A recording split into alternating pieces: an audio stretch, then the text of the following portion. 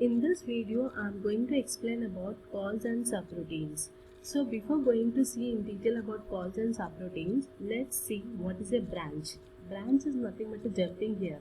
Like we can say a branches are of two types, jump and call. What does jump means? Jump means it is jumping to a new location and it is going to execute the instructions at that location and it is going to forget where it is coming from. But coming to a call is nothing but it is a function.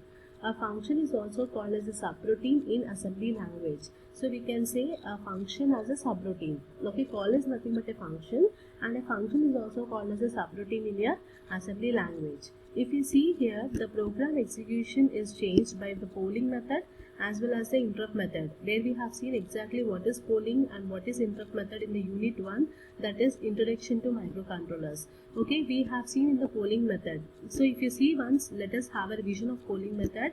Program does not have to respond to the external conditions quickly, and in the polling method what happens is the microcontroller continuously monitors the status of the given devices. Whenever the status condition is met, it performs a service. Like in the polling method, what we have seen is like so many devices has been connected to the controller. Let us assume there are some n number of devices which has been connected to the controller.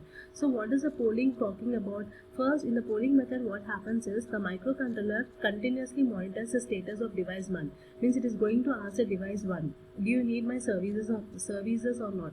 If device 1 says that I don't want any services from you microcontroller, then microcontroller will be servicing the next device 2. It is asking device 2, do you need my services? If it says no, then it is going to ask device 3.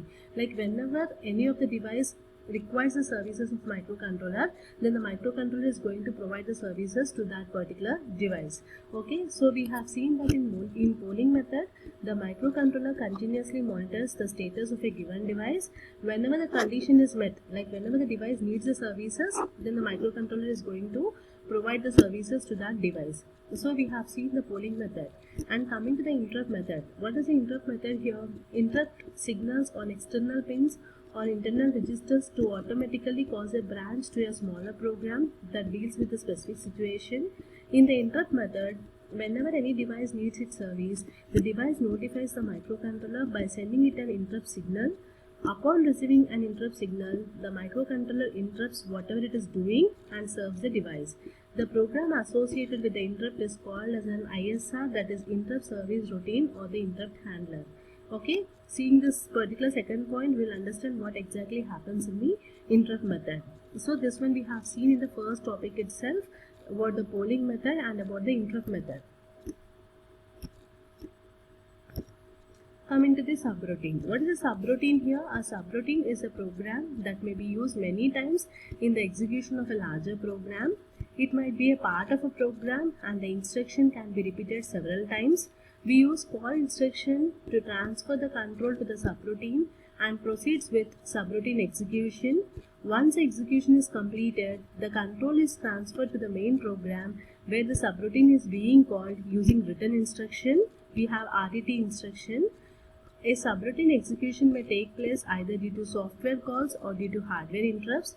Calls can be located anywhere in the program address space. So to call this particular subroutine program, we use call instruction. Okay, we use this particular call instruction to call a subroutine program. Okay, call is nothing but a function. Even a function is also called as a subroutine in the assembly language. Coming to the calls and stacks. The stack area of internal RAM is used to automatically store the written address of the instruction found immediately after the call. Stack can use 128 bytes maximum.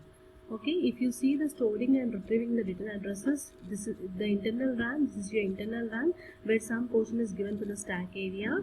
Okay, to call a subroutine program, we use generally a call instruction. Again, calls are of two types. One is ACALL and LCALL. ACALL stands for absolute call and LCALL stands for long call. And if you see here, coming to two types of returns we have, that is RET, that is written. RETI stands from written from interrupt. Okay, so that is about this particular diagram. And if you see the sequence of events taking place when a subroutine is called, if you see the first point, a call opcode occurs in the program software or an interrupt is generated in the hardware circuitry. The return address of the next instruction after the call instruction or the interrupt is found in the program counter. The return address bytes are pushed onto the stack, that is low byte first. The stack pointer is incremented for each push on the stack. The subroutine address is placed in the program counter and the subroutine is executed. A RET opcode is encountered at the end of the subroutine. Two pop operations restore the return addresses to the PC from the stack area in the internal RAM. The stack pointer is decremented for each address byte pop. So this is the sequence of events that takes place when a subroutine is called.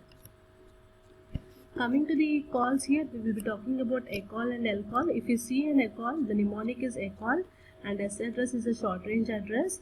Okay, here whenever, so if you see the operation of this particular instruction, it is going to call the subroutine located on the same page as the address of the opcode immediately following ACALL instruction. Push the address of the instruction immediately after the call on the stack. So this is about this operation, about this particular instruction. Coming to the LCALL here, it is a long range call. If you see the operation of LCALL here, the instruction says LCALL of S address. It means call a subroutine located anywhere in the program memory space. Push the address of the instructions immediately after a call on the stack. Okay, these two instructions are related to the calls. Let us see the two instructions which are related to the returns. The first instruction we have is RET, that is return. Let us see the operation of this particular return. Pop 2 bytes from the stack, return to the main program from the subroutine. That describes the instruction, the operation of this particular RET instruction. We have seen what is an ACALL, LCALL and ACALL, LCALL, and ACALL is generally used to reduce the memory required for instruction by one time every time it is expected. And let us see about return. We have already seen one type of return, that is RET, and this stands for RETI, where RETI stands for return from interrupt. So this operation says that it is returning from the interrupt, pop 2 bytes from the stack into the PC and reset the interrupts, enable flip-flops. That describes the operation of this particular instruction, that is RETI. Coming to this one interrupt, already we have seen IE0, TF0, IE1 and TF1 and serial, where we have discussed in your first unit regarding the interrupts, that is interrupt enable register. Okay, that all we have discussed. And if you see a more detail on interrupts, here IE register is used to enable the interrupts and IB register is used to assign the priorities.